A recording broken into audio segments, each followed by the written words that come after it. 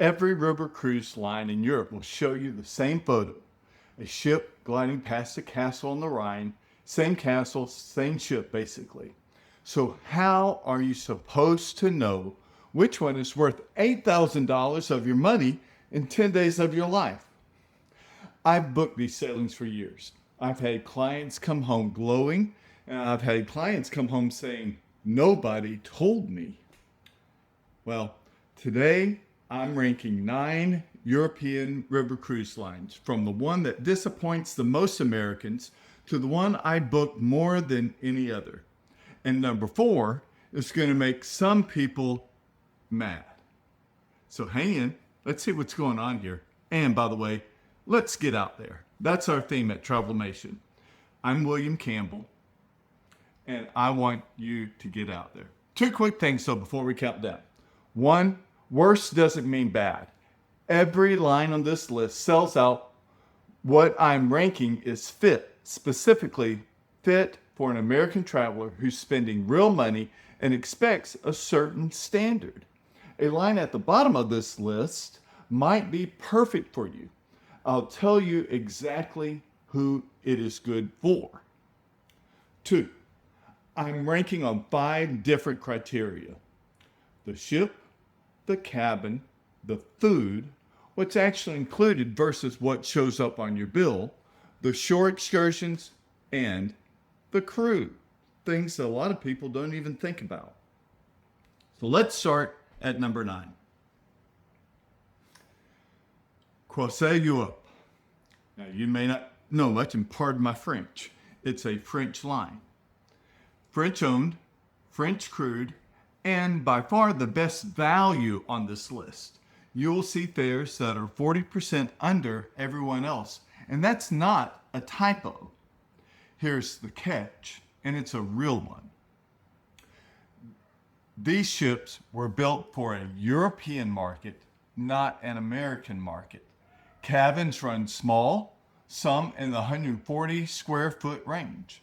Bathrooms are tight. Wi-Fi is an afterthought. Announcements come in multiple language, and the onboard rhythm, dinner timing, service pace, the whole social feel is French, not American. And there is a difference if you've never been or if you've never been for a long period of time. The food is genuinely good. The wine is included, and it flows abundantly. Who is this right for? The experienced traveler who's been to Europe, say 6 times, doesn't need hand-holding, speaks a little French, and would rather spend the savings on a week in Paris afterward. That would be perfect for that type of person. Who it's wrong for? Well, the first-time river cruiser. I've seen that mismatch, and it isn't pretty.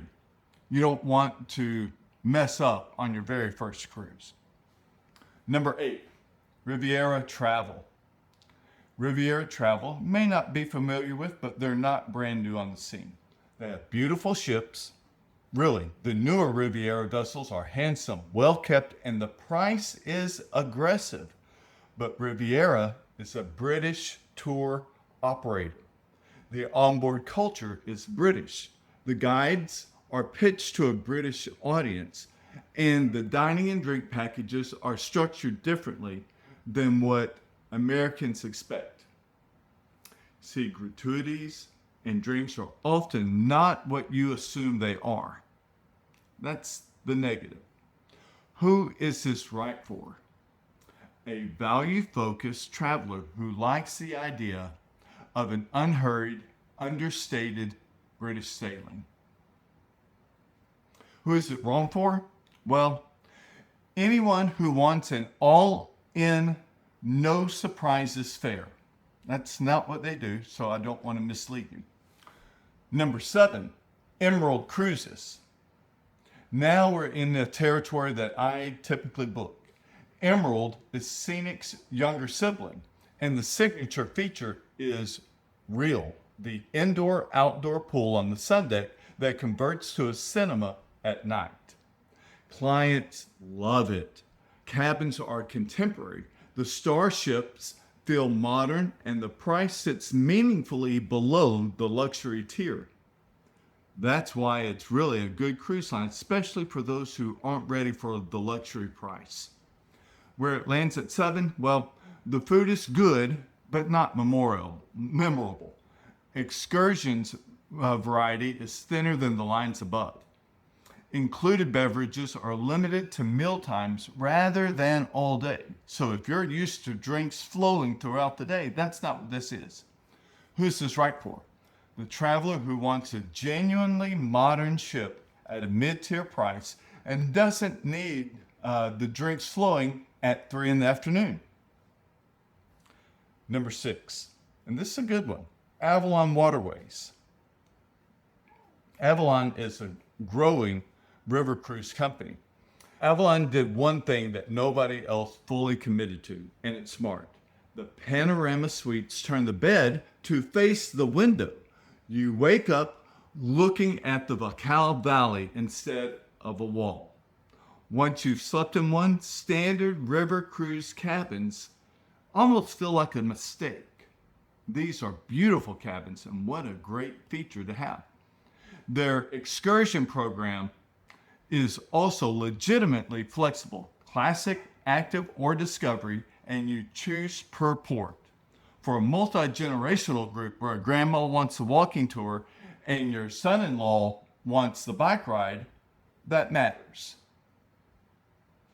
Where it loses ground, though, the ships are functional rather than beautiful. The public spaces don't have the wow of the top 4.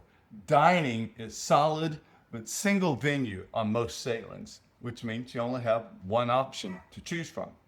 Who is this right for? Groups with mixed activity levels and anyone who values the cabin above all else. Number 5. Hold on now. Viking. That's right. I did say Viking at number 5. Here's where the comment section catches fire, because some of you are not going to like it being all the way down to 5. Viking is the biggest name in river cruising, and they've earned it. The longships are clean, calm, Scandinavian, and consistent. You can book any Viking ship on any river and know precisely what you're getting. The included shore excursion in every single port is genuinely good value. Their guides are superb and excellent. So why all the way down to number 5? I'm glad you asked. Let me tell you why. Because consistent and exceptional aren't the same word. The design is deliberately restrained.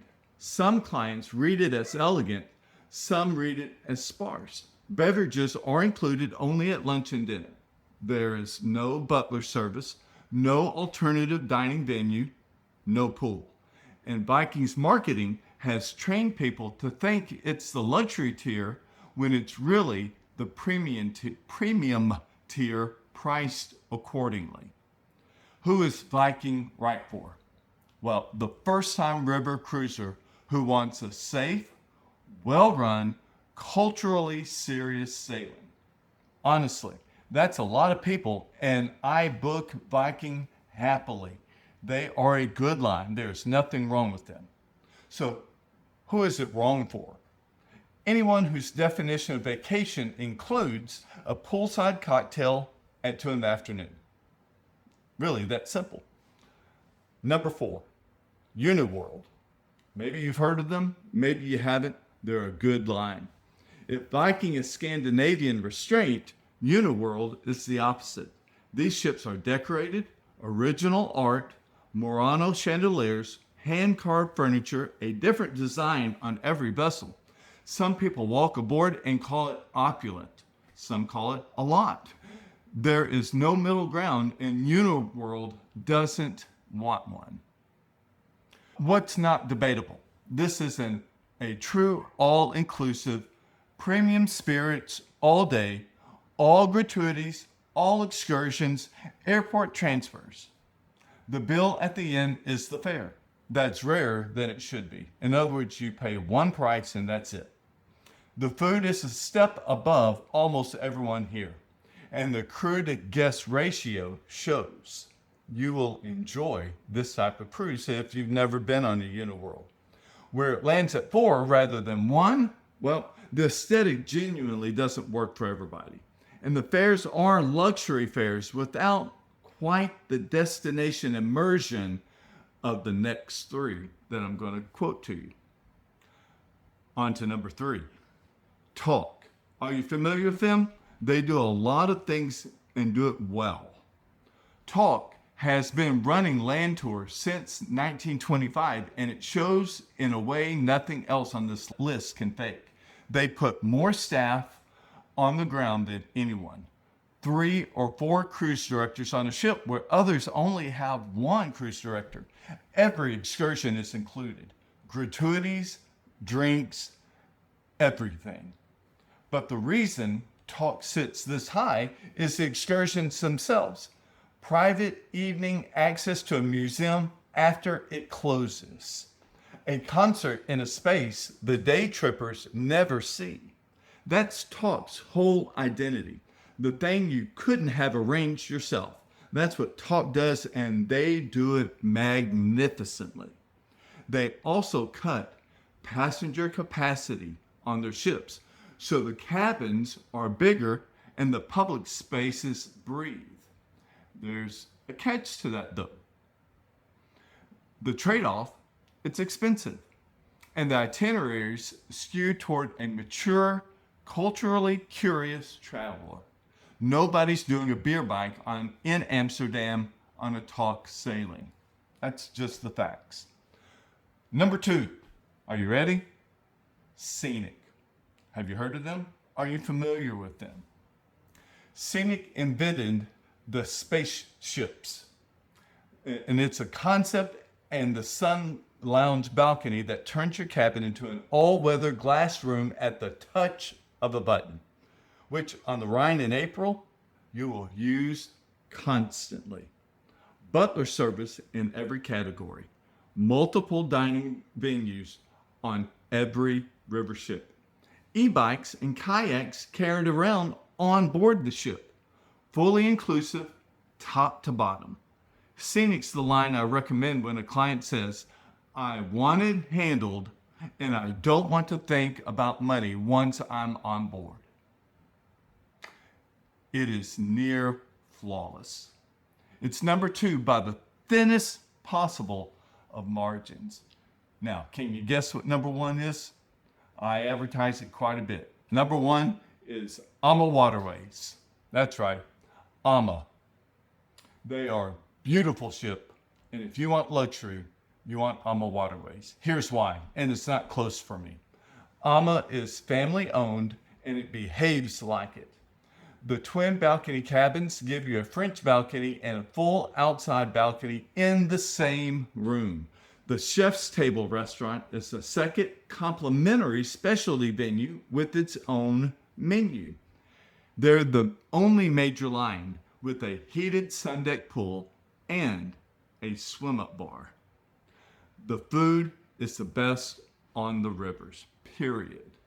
They're the only line whose ships are all members of a La Chaîne de Rôtisseurs, and you taste it. Once again, pardon my French. And the thing nobody talks about enough, the wellness program, a dedicated wellness host, hiking and biking groups in every port, guided cycling along the Danube. My clients who come home most changed by river cruise came home from an Ama sailing. And it's because they moved through Europe instead of watching it from a lounge chair. That's the difference. Do you just want to sit back and watch, or do you want to engage culturally and be a part of the scenery? They also run the strongest special interest program in the business. Wine themed, beer themed, Jewish heritage, celebration sailings. They do it all, and they do it right. So who is this right for? Almost everyone. That's the point of AmaWaterways. They do it so well, everyone will love it. So here's the list. But here's the honest part, and I want you to listen clearly. The best river cruise line isn't the one at number one necessarily. It's the one that matches you, your pace, your budget, your travel style, the people you're going with. I've taught clients off of AmaWaterways and onto Avalon because it was the right call for their group. That's the whole point of this. What is right for you? And see, that's what I do. My name is William Campbell. I'm a top producer travel advisor with Travelmation. And I don't charge you a dime to plan this. My fee comes from the cruise line, not from you. And you'll never pay more than direct booking. If you're thinking about Europe by river in 2026, 2027, or 2028, the good cabins on the good sailing dates are already going. Yes, even in 2028. I have links in the description. Tell me where you want to go, and I'll tell you which of these lines belong on your short list.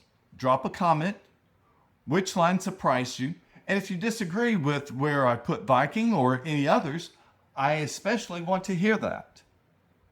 I look forward to reading your comments. Please hit the subscribe button. This means a lot to me. This is my channel. I'm trying to have it grow, and I appreciate your input. And I will see you in the next video. Get out there.